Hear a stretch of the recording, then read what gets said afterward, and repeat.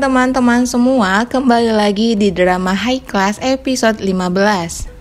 Setelah si An Ji-young yang psikopat ini mengancam si Yeol, akhirnya si Yeol pun mengikuti kemauan si An Ji-young.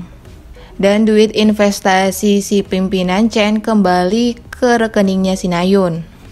Setelah keinginannya tercapai, dia malah mendorong si Yeol jatuh ke laut. Wah, luar biasa psikopat ini si An Ji-young. Tapi tanpa disangka, Ibu Aisun datang menolong si Yeol. Dan setelah itu si Danio mendapatkan benda tajam yang ditancapkan si Ibu Aisun ke punggungnya si An Ji-young. Saat si Yeol sadar, si Danio menceritakan semuanya.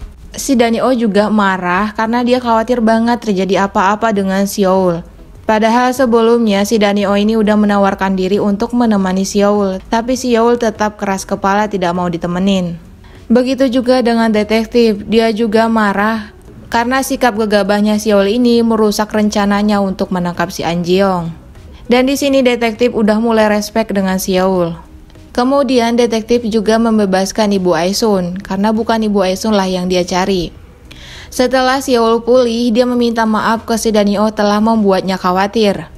Terus di antara mereka ini terjadi kesalahpahaman. Si Yeol belum paham kalau si Danio ini memiliki rasa lebih terhadapnya. Akhirnya karena perasaan si Danio tidak dipahami oleh si Yeol, si Danio pun ngambek dan memutuskan kontrak kerja di antara mereka. Aduh, padahal di sini si Danio ingin bilang kalau dia itu punya perasaan lebih, tapi mulutnya itu kayak nggak bisa terucap gitu guys. Di samping itu, si Ji-sun akhirnya bisa menemui suaminya di Seoul. Suaminya ingin menyerahkan diri karena tidak ingin menjadi beban di kehidupan si Ji-sun. Bahkan dia juga menawarkan agar mereka ini bercerai. Tapi lagi-lagi si Ji-sun membujuk suaminya untuk mengurungkan niatnya itu. Karena dia nggak mau reputasi dan keluarganya hancur. Jadi demi mempertahankan ini, dia rela menutup kasus suaminya yang telah membunuh si Rachel. Si Ji-sun benar-benar egois banget. Dia lebih mementingkan reputasinya daripada perasaan orang yang di sekitarnya yang selalu tertekan. Selanjutnya, si detektif ini udah percaya kalau si An Ji-young itu masih hidup.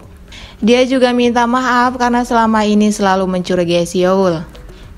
Hubungan mereka akhirnya membaik. Si Yeol juga memahami perasaan si detektif yang kehilangan uang dan istrinya karena si An Ji-young. Terus Yeol juga berterima kasih banget kepada Ibu Aisun. Gak nyangka sekali guys, ternyata Ibu Aisun yang pendiam ini sangat peduli terhadap si Yeol.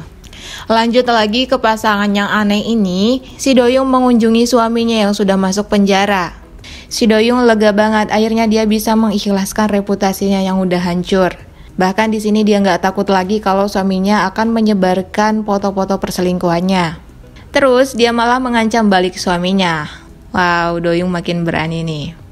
Terus dia juga memutuskan untuk pindah ke Seoul. Dan dia hanya pamit ke si Yeol karena dia rasa si Yeol inilah yang benar-benar menjadi temannya.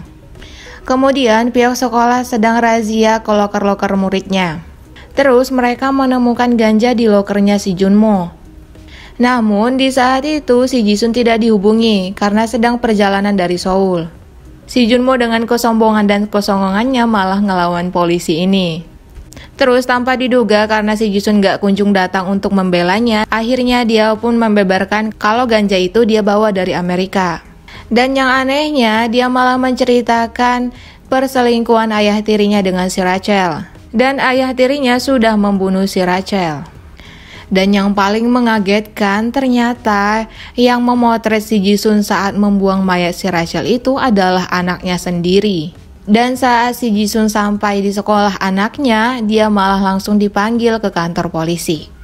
Ini adalah cobaan bertubi-tubi untuk si Ji-sun. Suaminya sebelumnya membunuh seseorang dan sekarang anaknya lah yang melaporkannya. Terus dia juga dilaporkan oleh si Yeol atas penggelapan dana. Lengkap sudah penderitaan si Ji-sun kali ini. Saat diinterogasi polisi, dia malah mengingat kata-kata si Junmo. Si Junmo melakukan ini karena cemburu terhadap ayah tirinya. Si Ji-sun terlalu mengutamakan suaminya dibandingkan anak kandungnya. Dan si Junmo juga udah muak dengan semua kelakuan ibunya yang selalu menghalalkan cara demi terlihat baik-baik di depan publik. Setelah itu, suaminya si Ji-sun juga datang untuk menceritakan kronologinya. Makin gak bisa lepas dari polisi nih si Jisun. Terus Seol meminta maaf karena dia juga gak enak dijauhi oleh si Danny-oh. Akhirnya si Danny-oh pun luluh atas permintaan maafan Seol. Kemudian mereka berdua mendatangi detektif. Ternyata jasad yang ditemukan detektif ini bukanlah si An Ji-young.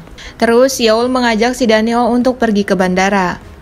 Di saat itu juga si An Ji-young pergi ke sebuah bank untuk mencairkan duit yang masuk ke rekening si Na-yoon.